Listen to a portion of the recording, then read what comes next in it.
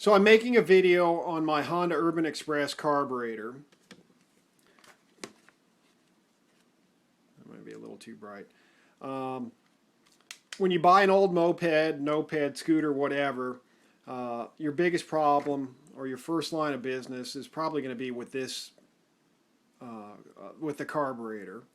I've taken the air box off so we can see what's up here. And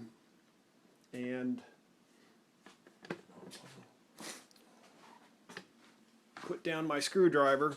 So I just wanted to go over a few parts of this thing.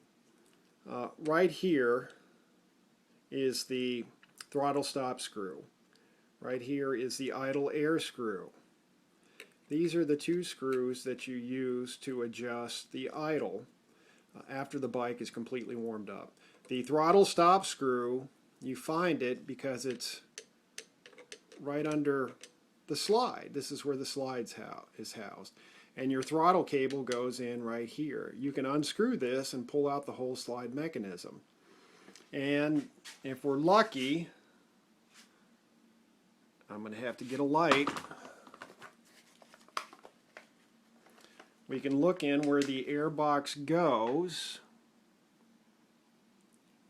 and you might be able to make out the slide sitting at the bottom. Yeah, you can see that. Let's go back here. So the throttle stop screw controls the height of the slide.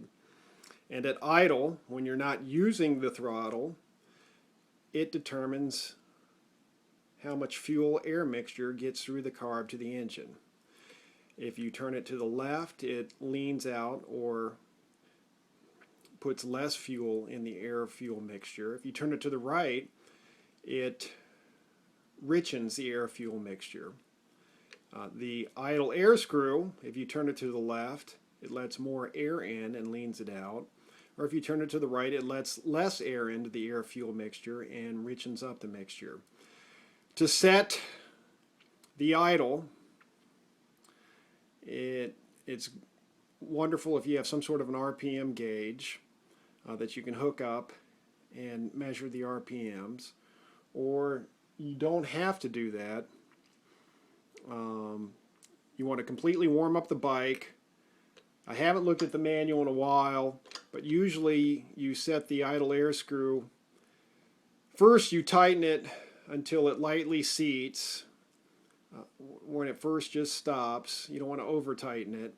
And then you back it off to the left 1.5 to 1 3/4, or maybe sometimes 2 full turns. A lot of people mistake a half turn for a full turn. Don't make that mistake. And then once you've done that, you can adjust this. Usually you adjust it to where this rear wheel just stops spinning at idle. There are more detailed procedures in the manual. You can look at that, and I think it involves using a tachometer to measure the RPMs. I think set the RPMs at idle at like 1800 RPMs or something like that. The wonderful thing about this carburetor, or maybe not so wonderful, is all the hoses that are attached to it. Let's start with the easy one now. Right there is the fuel drain hose, or fuel drain screw, and I've attached, you see a hose. There's a hose that attaches right to the bottom of the carburetor, which you probably can't see. This is fully tightened. If you loosen it to the left, it'll start to drain fuel out the fuel drain hose. So if you ever want to work on your carburetor, you can save yourself some trouble and get most of the fuel out of it by simply draining it out. Some carburetors don't have that feature. Some of them just have, there it is, an overflow hose, which is right here. So basically, if too much fuel gets in the carburetor, it just overflows and drains out the hose, which I've attached to, you can't see it, but it's attached to the fuel drain hose there at the bottom. And these are all 3/16 inch hoses that I've used, and I'll usually take zip ties and zip tie them. You can kind of make that out. Zip tie them at the connection. Yeah, you can see that now.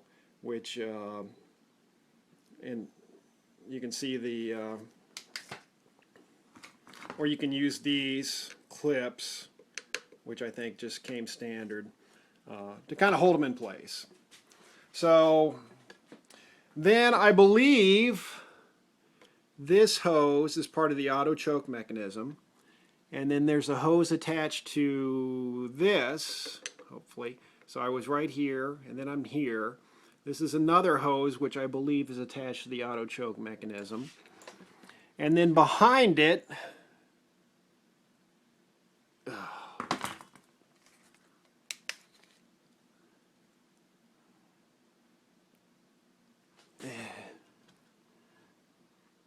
you can kind of see it there. Here's my fuel line. If you just follow the fuel line, it attaches right back here behind one of those auto choke mechanisms attaches. So right there, we've gone over the fuel drain hose, the overflow hose, 2 auto choke hoses, the fuel line. That's 5. 1, 2, 3, 4, 5. And there's more. Let me make sure I got all this in here. To find the fuel hose, you just follow it down, and it goes right in behind those the auto choke hose.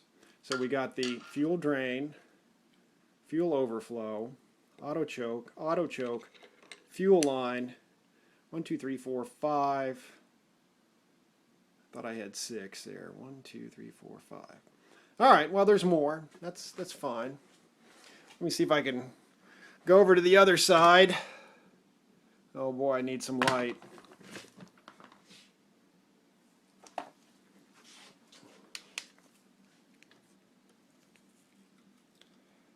So that other blue hose going through the middle of the screen is actually the battery drain hose, which isn't attached to the carburetor.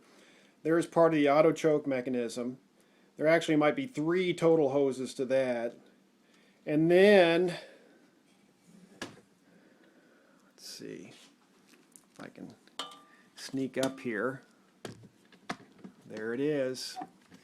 It's not on camera though. There. See that oily thing that's shaped like an L? That is your oil hose. And if you follow it, it'll go down to the oil injector. And then, is it on screen? Let me see. It's kind of on screen. Oh, how am I going to do this? You see where the fuel overflow hose is connected. Right to the right of that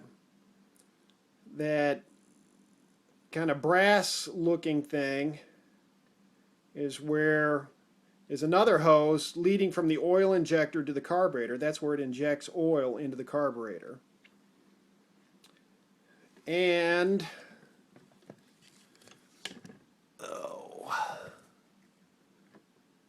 so see where my light is? You see that L-shaped hose again. That's leading from the oil tank to the oil injector. If you just follow that to the oil injector, you can pull it off there, have a container ready. Let me see. Where are you? It's right above the battery drain hose. Here's the battery drain hose. And here's the hose leading to the oil injector.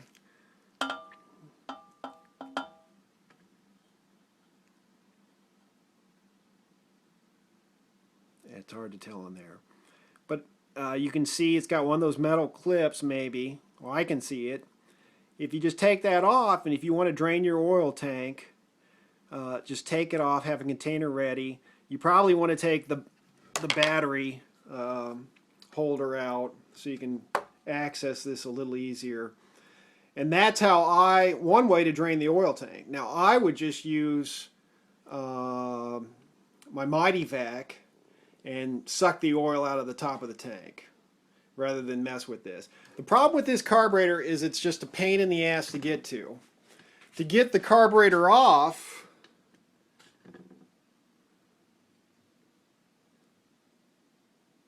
there you see that nut? there's a nut. I'm going to put it right in the middle of the screen. There's a nut in the middle of the screen just on the other side of that auto choke hose. That nut, and then there's another one to the right of it. You've got to take those off. And the hard part is getting something back in there, some sort of a tool. I forgot what I used to basically get the damn thing off. I think you got to loosen it and just get your fingers in there and get those the rest of the way. Get it the rest of the way with your fingers is what I'm trying to say. So, that is the Honda Urban Express carburetor. And then you can see here I got an aftermarket Petcock which faces the wrong way. I could turn it around, but then my shutoff's on the opposite side. So I've got this little kink in the fuel line. I mean, it still works fine, but it's not ideal. I guess I'll mess with that more later. I added an inline fuel filter here, a new fuel line. Basically, you just get a wrench on this. It's pretty big, so I usually just get a crescent wrench and you can unscrew it. If you're replacing your Petcock, there's a plastic tube that comes out of it that often breaks off.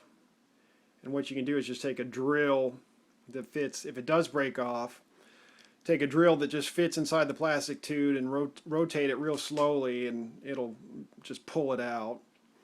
And then the gas tank, oh, there's one, two, I think there's a third right here. 3 bolts and the gas tank comes out, and you can take the whole gas tank off and clean it out or whatever you want to do with it. Usually you're cleaning it out if you're taking it off. So that was a lot of work. Let's just see if I can move this